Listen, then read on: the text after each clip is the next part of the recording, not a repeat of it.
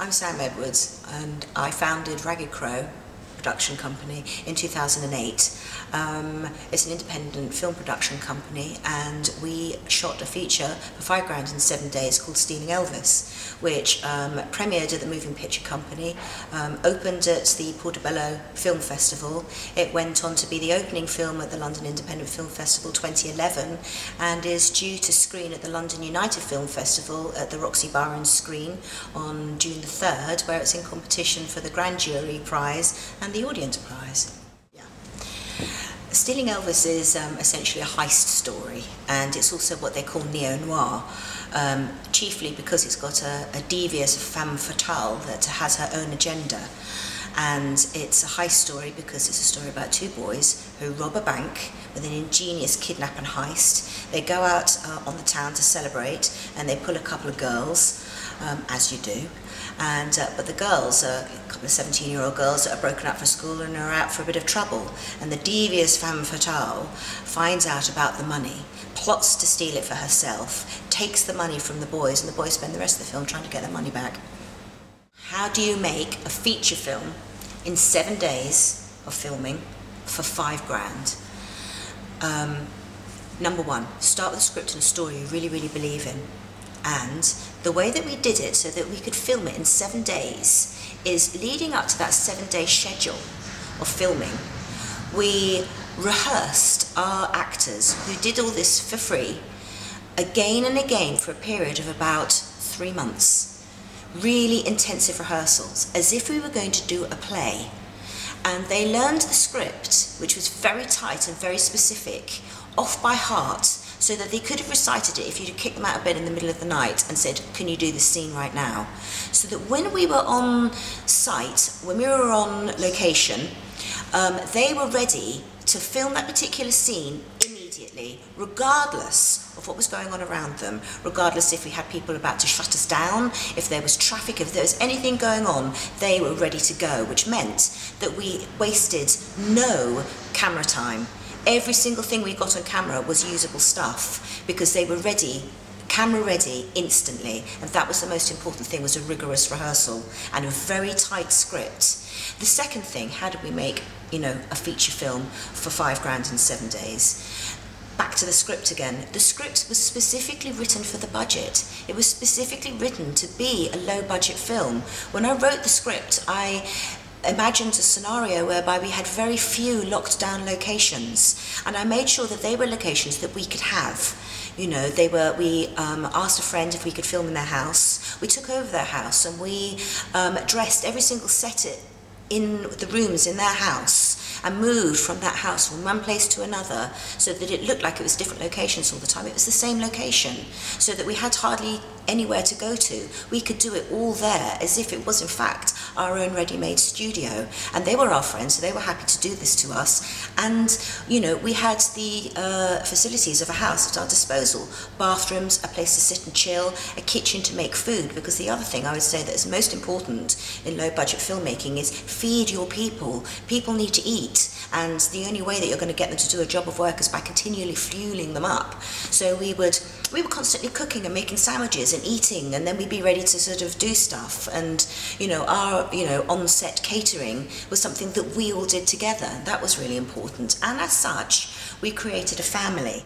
One aspect of guerrilla filmmaking is perhaps the location issue, because in order to lock down a location and pay for all the permits and everything, you're going to use an enormous amount of your budget. So as a guerrilla filmmaker, you don't want to do that. So basically, you've got to wing it and break the rules, and you don't get permissions.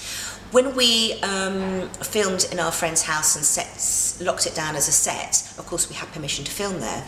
But when we went to places like the Royal Free Hospital and shot a sequence there, we basically just had a hidden camera, went around and did our scenes. And the funny thing is, because you're in a casualty scenario in a hospital, people are used to seeing people wandering around covered in blood, and they don't actually take any notice. So we were able to sort of like move around, being quite bizarre, but nobody even looked at us. And so we never got stopped, we never got questioned at all. The only time we ever had trouble on location was the one place we actually had permission to film in. This was at our friend's house. we were outside and the boys were dressed up for the kidnap and robbery scene, all with balaclava helmets on and the chainsaws, and they were knocking on the door and they were shouting, you know, "Open up, darling, this is not a robbery." And they were so convincing that all the neighbours, even though they'd been told that we were filming there, really believed that a robbery was in place at our friend's house and called the police. And the police came tearing down the road, and being producer, of course, they shoved me out the door and went and hid in the house, so I was there on my own, having to deal with the police, and they were like, "Oh, what's going on? Is this a robbery?" And I said, "Well, no, it's not. You know, we're filmmakers. I'm a film producer. We're making a film." And in fact, it's that, funny enough, sometimes it's that sparkle dust of being involved in the film industry, because immediately they changed their minds about wanting to arrest us and said, "Oh, that's great. Can we be in the film? Should we look down the street for you?" And they actually wanted to help, which was particularly hilarious. But yes, so sometimes, you know, even just sort of, you know, charming people by, "This is a film, you can be involved, isn't it wonderful?" And, you know, people get affected by that as well. Sometimes the difficulty with location filming is, with all the best planning, the best rehearsals in the world, it just doesn't coalesce. And we had a rather abortive attempt at filming our denouement scene at Battersea Power Station. We had rain, we had a sound man puking in the back of the van, and it just didn't work. And we got back that night, and because our shoot schedule was so tight, you know, I was very reluctant to do a reshoot on anything, but we actually sort of ended up having the typical sort of heated producer-director discussion, and I said, "We're going back to do it, we're going back to do it, whatever happens, that's the one we're going to reshoot," and we did.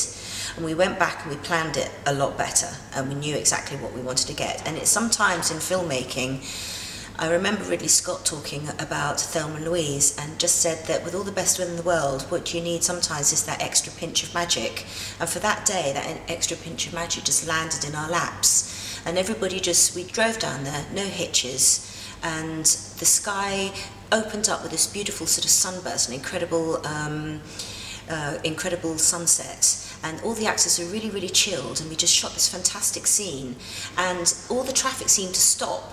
And we, you know, just got this thing on film that was just brilliant and magical. I mean, a bit like, you know, a spaghetti western denouement thing, which was just working so sort of beautifully. But I think also one other thing that really helped with, you know, locking down a location that we weren't allowed to film in was the fact that we used to sort of employ dazzle camouflage, so that we'd stand there all in sort of high visibility jackets, you know, stopping traffic and things like this, and people would just sort of stop and watch because they thought we were a genuine film crew with permission to film, because we looked as though we were. And those, I think the £10 of the budget that we spent on dazzle camouflage high visibility vests was probably some of the best money that we spent, because it enabled us to lock down locations and look like we were bona fide, when we most certainly weren't. I think in a film budget there's always going to be money wasted, and I wouldn't say that it was money wasted, but I would certainly say it was an enormous expense which could probably have been better spent. We employed a stuntman for the van serving scene, and he was really expensive, you know, costing us probably nearly £1,000 of our budget, and he was only there for like about 4 hours. And also he wouldn't do it really fast on the van either. He only would allow us to film him going about 30 miles an hour, and I had envisaged him tearing around and falling off and everything. And so we actually had to speed that section of the film up to make it look, you know, really risky. But I could have done it in high heels. He wasn't really that risky, bless him. But it does look good on film. But that was expensive. We talked about who inspired us as guerrilla filmmakers, and I cited Martin Scorsese when he made Mean Streets. And the reason that he was able to make that film in some ways is because he utilised what was around him. He utilised the neighbourhood that he knew. He stuck all his friends in. And in some ways, with Stealing Elvis, that's exactly what we did. We made a feature film in this manner, and we were able to make it in this manner because we filmed it in my neighbourhood that I know. We made all our friends act in it. We made our friends give up their houses for locations, and they were involved in a good fun project, but we were able to utilise the talent that we had actually just sitting around us. And even with the girls that play the leads in it, they're not actresses. The lead girl who plays Christina, Naomi Baxter, is actually my goddaughter. She's studying veterinary medicine, but I bullied her into playing the lead. And I also bullied her best friend to play her best friend in the film. They're not actors, I made them do it. And I think that's what all good filmmakers would do. They do street casting. You'd look good, I want you in my film, I'm not an actor, it doesn't matter, you're doing it. And because of that rigorous rehearsal process we had, they learned how to do it. And because they were in an environment where they were comfortable, they forgot that they were performing. And in some ways, I think would be less self-conscious than an actor who was there doing a job. When we got the boys in to do, who were playing the bank robbers, we did actually go through a whole casting process. And there were people that we didn't know, although one of the actors we had actually worked before, but they weren't family as such. But as I said before, we made them into family, we took them into our family, and we utilised our own home also as the production offices. We, you know, totally turned it aside for everybody stayed there, everybody changed there, everybody ate there, everybody met there. So we were prepared to give up our home to be sort of, you know, production HQ as well. But as such, I think that also pulled together this sort of feeling of family. And the people who gave up their house very kindly, Jeff and Kirsty Fine, for us to film in, they also very kindly consented to be tied up and robbed in our film. And in fact, they are the couple that are tied up and robbed in our film. So yes, probably the other thing I'd say to make a low-budget film is utilise and abuse your friends, and especially their homes. Hello, I'm Ed Edwards. I'm the director on Stealing Elvis. I'm here to talk about low-budget filmmaking and the ups and downs of a low-budget filmmaker. As well as the director, I was doing multiple roles. I was the camera operator, the director of photography, the lighting department, all of them, the set decorator, the prop maker. So one of the most important things about being a low-budget filmmaker is just being prepared to muck in. You know, you've really got to get in there and just do everything. And you know, if you're waiting for your own coffee and you're getting into a temper about someone's not bringing you your coffee, then you're not going to be a low-budget filmmaker. You've got to get your coffee yourself before you turn up. You know, and that little scenario will play out for the whole production of your film. You have to do everything yourself. So you carry your own gaffer tape, you have your own knife, you have everything that you need on you, because no one else can do it as quickly or as efficient as you can do it yourself. Yeah, I think one of the most important things about low-budget filmmaking is getting a really good producer who's really got your back, and you know, everything that you're worrying about is instinctively taken care of, so that you can just get on with your job and do what you want to do, and that's primarily directing. You know, you can do everything else yourself, but you have to focus on the directing part of it, and having the right people around you is really important. I can't stress that enough. I think it was like a family when we made Stealing Elvis. You know, we all lived in each other's pockets. You know, everybody was kind of, you know, around. You know, and again, as a low-budget filmmaker, people need to be around.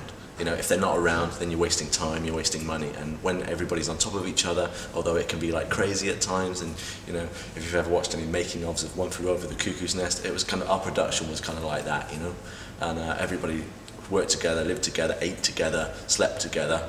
Was that right? But yeah, you know, everybody was together during that time, and it's really important.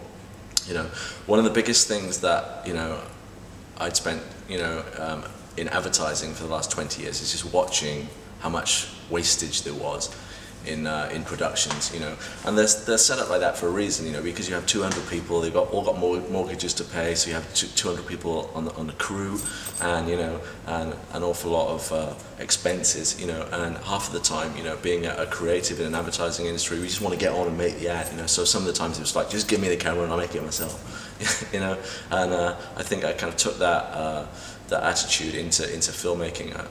You know, early in my career, I was lucky enough to work with Shane Meadows, and Shane Meadows works totally outside of the ad production industry, where it's just him, his camera, and sound guy, and they will just go off and film. And I think that's really important. You know, that you cut away all the extremities in a production and just concentrate on what you actually need, rather than what you think you need, or what you've read about what you need, or what you've seen in the extras on a DVD, because that's Hollywood, and Hollywood, that word will scare you into submission if you think about it too much.